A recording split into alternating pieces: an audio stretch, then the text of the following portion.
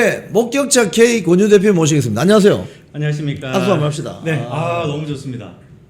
야, 아니 저는 바꿨습니다 좀. 우리 이영풍 대표님 이제 옆에서 곁에서 이렇게 예. 바라보면서 많은 걸 배웁니다. 아 그렇습니까? 특히 이렇게 새로운 시도를 계속 하시고 같은 공간을 가지고도 다양하게 앵글을 잡아보시는 이제 이런 모습을 보면서 벌써 지금 여기 한 4번째 개편인가요? 예예. 예. 역시 이게 뭐랄까 노력하는 사람의 모습이다라고 생각을 하게 됐습니다. 한 번씩 변신을 해줘야죠 이게 변신을. 예, 정말요. 이렇게. 자, 우리 요즘 그 잠실 현장 많이 나가세요. 어떠세요? 잠실 좀 이야기 좀 해주세요. 분위기 어떤가요? 잠실은 사실 우리 이영풍 회장님께서 가장 잘 아시죠. 뭐 매일 거기에 현장에서 방송하시니까 저는 못 간 지 한 4, 5일 정도 된 것 같아요. 예. 장동혁 대표님 입원하지 않았습니까? 예. 근데 비슷한 시기에 저도 몸이 심하게 좀 탈이 나가지고. 아 그래요. 예, 그러시군요. 제가 치과 치료도 한번 세게 받고. 예. 그리고 정형외과 치료도 받고. 지금 그러시군요. 병원에 계속 다니고 있는데 거기에 어허. 이제 성대도 나가서 목소리도 한동안 안 나왔고. 다 마찬가지인 것 같아요. 이게 지방선거 6월 3일 딱 목표로 잡고 그때까지 에너지 다 쓴다 하고 그때 에너지가 제로였는데 그때부터 다시 24시간 체제가 가동된 거기 완전 때문에 오버 하셨네. 예, 이게 확실히 체력에 어떤 문제가 생기더라. 그래서 예. 지금은 이제 치료를 할 때는 치료에 최대한 집중하자. 그래서 제가 뭐 온라인이라든가 혹은 뭐 SNS라든가 방송이라든가 이런 걸로는 올림픽공원 이야기를 늘 하고 있지만 제가 몸의 어떤 에너지를 좀 잘 보호하고 회복하자 지금 이러고 있습니다. 아 그렇군요. 근데 거기 제가 가보니까 그 지금 한 보름이 넘었거든요. 한 17일이 됐나? 약간 변화가 있어요. 어떤 변화가 있냐면 초반에 한 일주일 동안 있었던 이게 이제 투쟁이 장기화되니까 그런 건 이해가 됩니다. 초반에 있었던 그런 처절함 이런 것들이 약간 비장함 이런 것들이 약간 축제 분위기로 지금 가고 있는 것 같은. 그러니까 이게 뭐 먹고 놀자 이런 축제가 아니고 유모차 끌고 오는 어떤 가족 단위의 참석자 또는 이런 분들이 많이 모여들고 하다 보니까 약간 이게 부정선거 재선거를 외치는 축제장이 되는 것 같은 좀 그런 느낌이 있어요.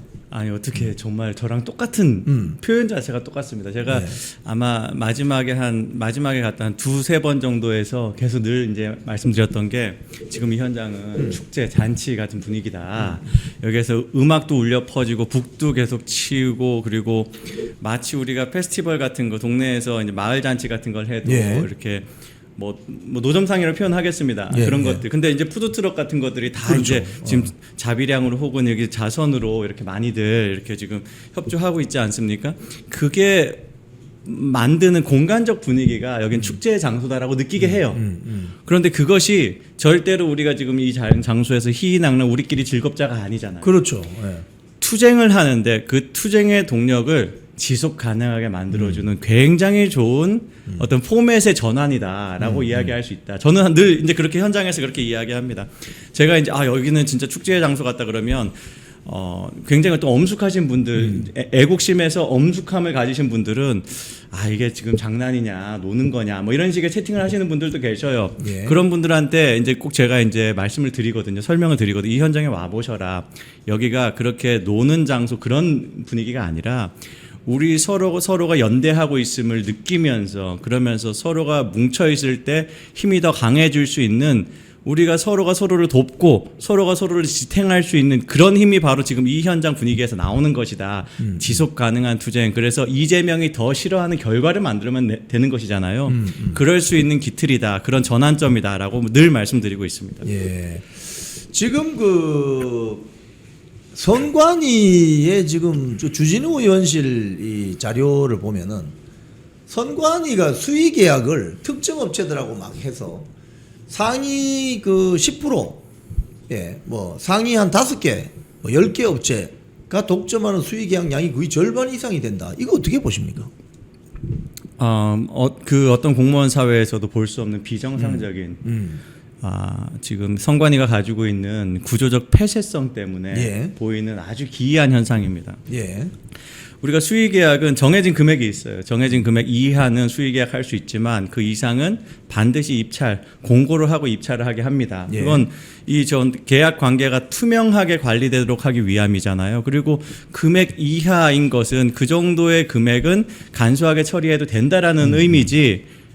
지금 이 선관위처럼 어떻게 했죠? 쪼갰어요. 예. 사업을 쪼개버립니다. 예. 금액을 쪼개버리면 그게 다 수의계약 대상이 되는 거예요. 그런데 이 선관위가 이런 짓거리를 하는 거 다른 기관들은 못할까요? 똑같은 수법 똑같이 할 수 있어요. 그런데 다른 공직사회는 어떠냐? 늘 감사의 대상이 됩니다. 그렇죠. 늘 감사원 감사하고 내부 감사에 맞습니다. 어떤 맞습니다. 칼날이 있을 거라는 그 두려움 때문에 안 하게 되는 것이죠. 의심받을 짓 하지 말자 이렇게 하는 것이죠. 그런데 선관위는 특징이 뭐죠? 선관위를 감사하면요 감사원장이 탄핵당합니다. 그거 누가 주도했죠? 민주당이 주도합니다. 맞습니다. 민주당과 선관위의 어떤 이 실질적으로 소통을 나누고 한 유착인지 아니면 척하면 척 우리가 너네 도와줬으니까 너네가 선거 관리할 때 우리한테 유리하게 해주는 거 알지? 척하면 척 무언의 암묵적 야합인지 무엇인지 모르겠으나 이해관계가 흘러간다는 것이에요. 그 부분이 가장 중요하다. 그래픽을 좀 올려주세요. 상위 5개 업체 선관위 수의계약 절반 독점.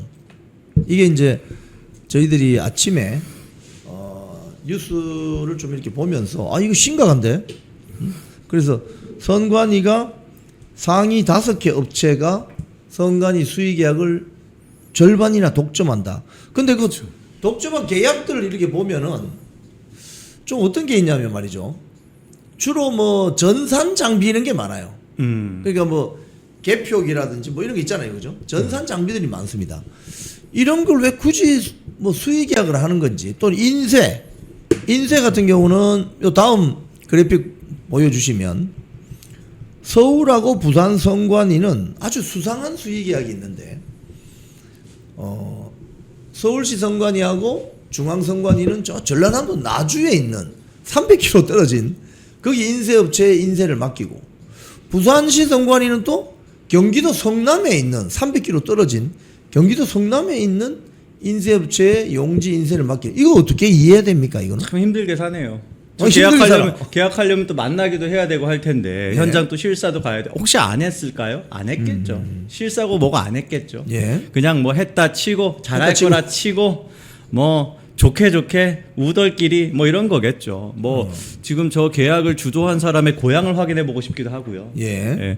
뭐 지금 부산 선관위의 뭐 계약 담당자의 출신 고등학교를 확인해 보고 싶기도 하고 뭐 이런 그림이 되는데 지금은 의심 단계죠. 이런 거 철저하게 털어봐야 됩니다. 그 사유를 소명해야 될 거예요. 그러니까 용지, 투표 용지 같은 경우는요, 선관위가 어떤 식으로 이야기하고 있냐면, 이거는 나름의 고도의 어떤 전문성이 필요하다고도 이야기합니다. 예. 그런데 이 용지를 용역을 맡은 업체가 아주 대한민국에서 잘하는 업체 하나가 다 하는 것도 아니고 예. 지역에 이제 퍼져 있어요. 예. 그러면 그게 정말로 전문성이 필요한 건 맞느냐 과연 예. 그렇게 우리가 질문을 할 수 있는 것이잖아요. 그리고 그런 식으로 관리가 될 때 과연 우리 어떤 용지의 퀄리티라던가 그거를 하나로 이 퀄리티를 하나로 맞춰갈 수 있겠는가 그런 문제도 오히려 생기는 것이고 그런데 정말 이상하게 일을 복잡하게 어렵게 벌린다 이런 건 불필요한 복잡성에는요 누군가의 이해관계가 늘 있더라고요. 카르텔. 예. 예.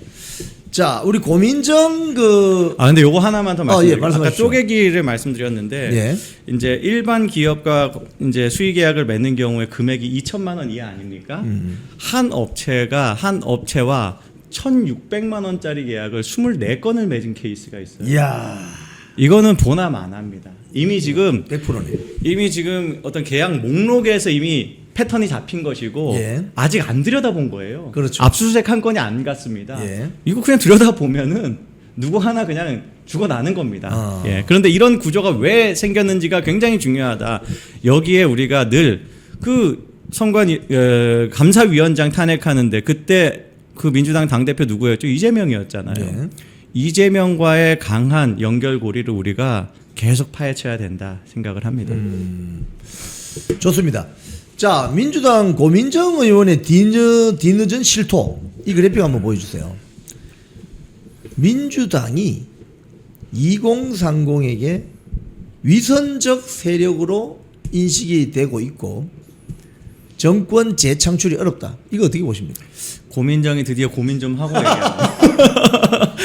이제까지 막 얘기하다가 드디어 고민 좀 하고 이야기하기 시작했다. 고민정은요, 유명한 그 별명이 있습니다. 예. 문재인의 숨결 관리사. 아, 문재인이 마음속에 어떤 마음을 품고 있는지 숨소리만 들어도 바로 진단이 가능하다. 바로 파악이 가능하다. 거기에 맞춰서 본인이 행동한다. 질문 핵심이다. 아, 그게 지금 고민정 스스로 한 말이에요. 숨결에 대해서 이야기를 고민정이 했기 때문에 우리가 그 별명 붙인 것이거든요. 네. 맞습니다. 친문 핵심입니다. 네. 그래서 그 내부의 계파의 어떤 권력 구조, 이해관계 이런 것에 가장 부합한 활동을 하는 사람이다. 예. 이재명 정권이 출범하고 또 이재명 정권 출범 전에 이재명 당대표 체제에서 고민정이 간신히 공천은 받고 예. 그리고 국회의원은 됐지만 생각해보면 이재명이 권력을 강하게 잡고 휘두르고 있을 때 쉽게 말해 친명 세력이 활개칠 때 고민정은 존재가 지워졌었어요. 그러니까 적어도 이재명 쪽에 부역함으로써 자기 정치적 미래를 베팅하진 않은 사람이에요. 예. 계속 자기가 자기의 어떤 정치적 생명이 친문 세력의 건재함과 연관되어 있다는 가장 잘 알기 때문에 지금 저렇게 이야기하는 건 문재인이 하는 말이에요.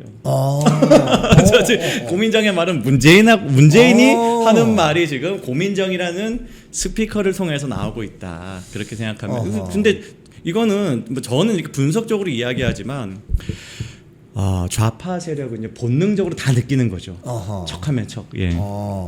지금 이 고민정이 한 이야기를 곰곰이 보면은 제가 아까도 말씀드렸지만은 민주당의 주 지지 세력이 어디냐? 크게 보면 두 가지로 볼 수 있는데 하나는 호남 기득권 카르텔. 이게 핵심이죠. 하나는 수도권 지역에 집이라도 한 채 갖고 있는 4050 세대. 이게 양대 지지 세력이다 이거예요. 정확합니다. 이건 제 이야기가 아니고 언론에 보도된 이름을 밝히기를 거부한 민주당의 재선 국회의원 말입니다. 민주당의 주 지지 세력은 호남 기득권 카르텔 플러스 수도권에 집 한 채 가지고 있는 4050 세대인데 이 말을 들으면 왜 문재인이가 왜 노무현 때 왜 이재명 때 부동산 정책을 저렇게 하느냐.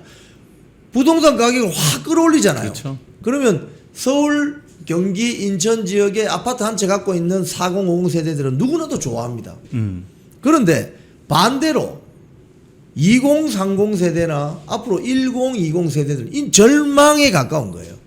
근데 그러면서 주장하는 것이 야 니들이 말하는 정의 공정이 바로 그거였나 라고 이야기하는 거죠. 그런데 고민정이 지금 이 시기에 이런 이야기를 하는 것은 명청대전하고 좀 관련이 있는 거 아니겠습니까? 명확합니다. 확실합니다. 어떻게 보십니까 이거? 이거는 그냥 명청대전을 하는 것이죠. 지금 말씀하신 그 민주당의 주 지지 세력 분석에 100% 동의합니다. 예, 정확히 저도 동일하게 보고 있고 그런데 이거를 조금 세부적으로 보면요.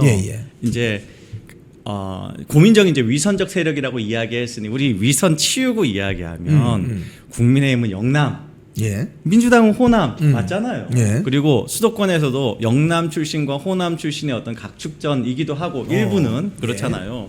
그런데 아주 재밌는 게요. 이번 지방선거의 결과를 놓고 봐도 그 내용을 분석을 해봐도 호남 세력이 그러니까 모든 호남인들이 이재명을 충성하는 분위기가 아닐 수 있다라는 게 확인되는 것이죠. 뭘로 확인되냐? 조국 혁신당이 안 망했어요. 예. 아주 많은 의석, 기초 의석을 가진 건 아니지만 명맥을 유지했습니다. 그러니까 비례표라든가 혹은 심지어 의석도 지역구 의석도 호남 지역에서 적지 않게 차지를 했다. 광역만 보면은 오판하기 쉽습니다. 광역은 위너 테이크스를 오르니까 그런데 기초를 보면 표가 얼만큼 나왔는지가 확인되는 것이고 어떻게 보면 사표 방지 심리를 하면서 정권에 힘을 실어주자라는 여론이 나올 법도 한데 조국 혁신당이 가져간 표가 있는 거예요. 혹은 민주당이 표를 받더라도 이재명이 나름 타협하고 내세운 혹은 자기가 충분히 시도당을 장악하지 못해서 이제 공천받게 한 친문 세력이 또 많이 또 그 현장에서 혹은 예. 뭐 호남 세력이라고 호남 세력이면서 친문 계열에 있는 그런 세력들도 꽤 많이 표를 받았다. 이렇게 되면 호남이 늘 항상 이재명 편이겠는가? 그건 그 아니다. 호남이 정청래 손을 들어줄 수도 있다. 어. 이재명은 굉장히 이번 선거를 복잡하게 치른 것이 이재명은 단순히 한 51%의 지지만 가지고 되지 않아요. 예. 자기는 계속 60% 이상의 지지를 유지하면서 뭘 하고 싶은가? 공소취소 특검도 하고 싶고 개헌도 하고 싶습니다. 예. 그래서 굉장히 난이도 높은 게임을 했는데 그 중에 하나가 TK도 장악하고 싶었던 거죠. 자기가 안동 출신이니 그 지금 안동 출신의 대통령의 힘을 실어 달라라는 관점에서 물론 그 과정에서도 친문 세력의 힘을 빌려야 하니 대구시장 후보로는 김부겸을 세우는 것이죠. 네. 그 외에 또 광역 기초의회를 보면 또 나름 이재명이 공을 많이 들인 게 보입니다만 너무 복잡하고 어려운 게임을 했고 본인이 똥볼을 많이 차서 예. 스타벅스라든가 뭐 네타냐후 체포라든가 많은 설화를 일으키면서 망했어요. 예. 이런 것들이 이재명이 그동안 자기가 이거는 하고 가야 되라고 했던 것들이 다 무너졌어요. 거기에다가 이재명이 중요하게 생각해서 딱 배치를 했던 보궐 공천들 있죠. 특히 예. 하정우 예. 그리고 김용남 뉴 이재명을 만들고 싶었던 그 계열이 어이없게 무너졌습니다. 본인은 떨어졌죠. 상상도 못했던 일일 거예요. 예. 이런 그림들이 지금 이재명이 기존에 가지고 있었던 탄탄하다고 믿었던 것들이 무너지는 것과 그리고 본인이 뉴 이재명을 형성하기 위해서 새롭게 개척하려고 했던 시장을 완전히 실패한 걸 확인을 했습니다. 그걸 친문 세력들도 같이 확인한 것이잖아요. 자신감이 생기죠. 예. 이재명 끝났다. 저 정도로 고민정이 목소리 내는 건 제가 앞부분에 뭐라 그랬죠? 이재명이 권력 잡고 있을 동안에 당권 잡고 대권 잡고 있는 동안에 고민정 존재감이 없었어요. 그런데 드러났다? 아 이제는 좀 패도 되는구나라고 판단한 것이에요. 이 게임은 예. 그 2030 그 지지율 그 그래픽 하나 올려줘 보세요. 특히 그 2030 지지율이 민주당이 지금 심각합니다. 지금 보시면은 국민의힘 지지율은 아주 올라가고 민주당 지지율은 아주 폭락을 하는. 요건 좀 어떻게 분석하십니까? 이걸 더 세부 지표를 찾아보면 물론 이제 오차 범위는 커지지만 더 세부 지표를 보면 남녀로 구분하면 더 재밌거든요. 아 남녀로? 남녀로 구분한 여론조사들이 종종 있었는데 예.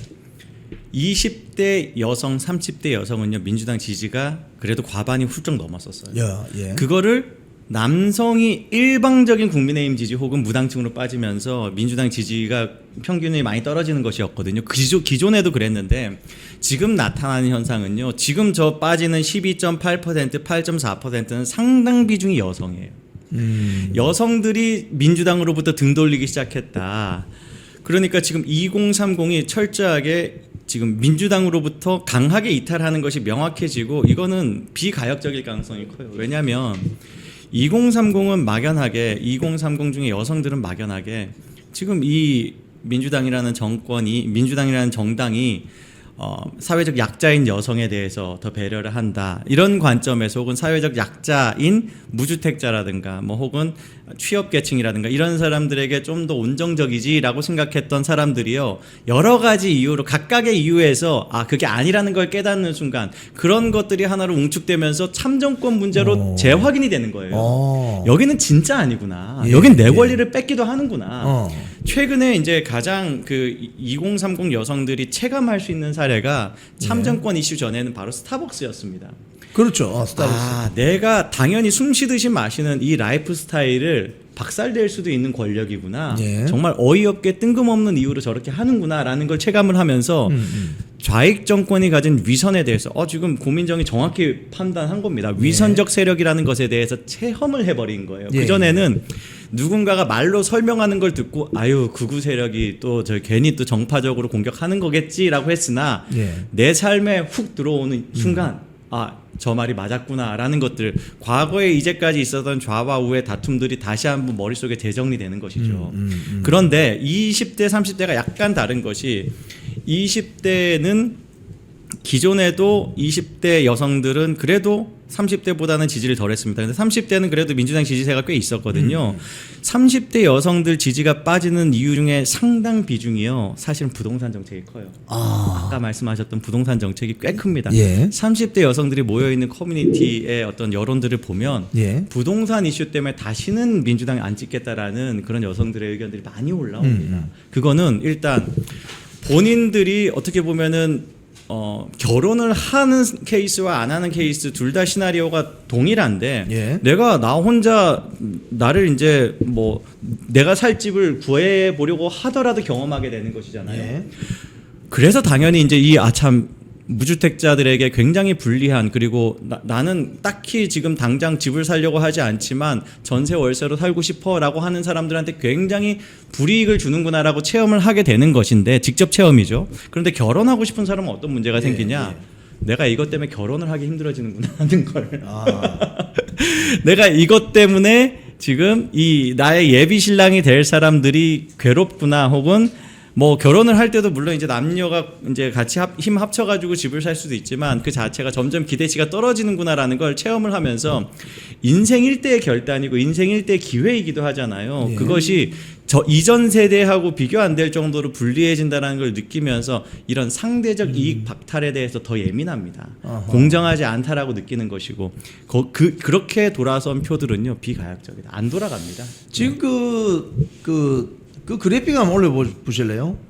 문조 털레유 세력 강력 반발 친문 성향 반친문 성향 민정수석 기용 문조 털레유 저건 어떻게 보십니까? 문조 털레유가 뭡니까? 문재인, 조국, 털보, 김어준, 정청래, 유시민. 아 그렇군요. 여기에 유 뒤에 가도 붙이더라고요. 가는 누구죠? 뭐 가발 쓴 사람이 있어요. 당적 이제 초당파적인 초당파. 연합이다 이렇게 예. 이야기하겠습니다. 예. 그리고 이제 이제 많이들 이야기하죠. 새똥 대주길. 새똥 한강 새똥 대주길. 예. 뭐 이렇게 새똥 하면서 대주기는 또 뭡니까? 새똥 대주길은 이제 철새 김민석, 민주당에서 탈당을 하고 뭐 이렇게 철새 짓을 했던 예. 김민석 그리고 이동형. 이동형 뭐 유튜버 스피커죠. 예. 그리고 돼지 김용민. 예. 이연주 주 그리고 이연주. 송영길 길 이렇게 되는 것이죠. 예, 요렇게가, 그럼 이게 결국은 친 이재명 세력, 친 문재인 또는 친노 세력 이렇게 구분이 되는군요. 그러니까요. 그러니까 이게 지금 새똥 대주기를 할 때 저 사람들이 뭐 딱히 문제야라고 하면은 괜찮아요. 근데 누구나 새똥 대주기를 한 글자 볼 때마다 인상 찌푸러집니다. 스윙 보터들은 다 그렇게 느낍니다. 예, 이 우파들은 당연한 것이고 스윙 보터들도 다 이 사람은 좀 뭐 이렇게 되거든요. 뭐 이 중에서 김용민 같은 경우는 얼마나 막말 사건으로 그때 심각했어. 문재인이 이끈 총선을 그 김용민 덕분에 우리가 역전하지 않았습니까? 맞습니다. 우리 박근혜 대통령 비대위 시절에 그랬던 걸 이제 떠올리게 되는 것이죠. 이동영도 마찬가지고 뭐 김민석도 마찬가지. 김민석 같은 경우도 광범위한 지지가 안 생기는 사람이에요. 이게 진영 논리로서 우파와 싸울 때는 표 주지 이렇게 되지만 내부에서 이제 뭐 개파 간의 대회전이 벌어지는 전당대회 같은 데서는 그 뭐 호남계, 뭐 민주계, 뭐 운동권계 이런 데가 다 같이 합심해서 한 마음으로 뭉치기는 어려운 그런 전적을 가지고 있는 사람입니다. 거기에 이재명과의 연결고리 뭐 이런 것까지 고려를 하면 이재명 정권의 흥망성쇠에 영향을 굉장히 많이 받겠죠. 저는 정청래가 이길 가능성이 꽤 있다라고 봅니다. 원래는 사실 어려운 게 정배인데 지금 정청래가 뭐 이길 가능성이 꽤 커지고 있다. 뭐 이렇게 봅니다. 자, 오늘 목격자 K 권유 대표님 모시고 말씀 나눠봤습니다. 그동안 며칠 동안 좀 컨디션이 안 좋으셔가지고 방송도 조금 쉬시고 하셨던 모양입니다. 제가 오늘 너무 오래 붙잡고 있으면 곤란할 것 같아서 오늘 이쯤에서 마무리하겠습니다. 자, 우리 시청자님들께 마지막 한 말씀 부탁드리겠습니다. 예, 우리가 참 한 달 전에는 상상 못했던 우리가 이재명 정권을 사지로 몰아놓고 있는 그런 분위기를 만들고 있습니다. 이럴 때 우리가 어떻게 하면 지혜롭게, 어떻게 하면 전략적으로, 어떻게 하면 정말 이재명이 싫어하는 짓만 골라 하면서 싸울 수 있는지에 대해서 우리 우파 세력이 전체 우파 시민들이 지혜롭게 소통하고 토론하고 그렇게 해서 정말 우리가 이재명을 끝장낼 수 있는 그 길로 갈 수 있길 바랍니다. 그런 토론을 할 때 역할하기 위해서 최선을 다하겠습니다. 우리 정말 우리 늘 고생하고 있고 늘 마음 쓰고 있는 애국 시민들께 존경과 감사의 말씀을 드리고 싶습니다. 감사합니다. 쿵TV를 사랑하시는 시청자 여러분, 대한민국은 지금 체제 전쟁 중입니다. 연성 파시즘 체제로 갈 것이냐 아니면 자유민주주의 체제를 지킬 것이냐, 이를 위해서는 결단과 용기가 필요합니다. 민주당의 정보통신망법이 통과되어서 오는 7월부터 시행이 됩니다. 이렇게 되면 언론 자유 훼손은 물론이고 자유우파 유튜버들의 산업 생태계에 심각한 지장이 예상됩니다. 여러분, 어떻게 해야 되겠습니까? 여러분들의 도움이 필요합니다. 여러분들이 우잘사 회원에 가입하셔서 대한민국 체제 전쟁에 승리하고 국민의힘 장동혁 지도부를 지켜내고 정보통신망법을 비롯한 언론 자유를 심각하게 훼손하는 여당발 공세에 대응해 주시기 바랍니다. 우잘사 회원 많이 가입하셔서 함께 가는 여정을 만들어 갑시다. 감사합니다.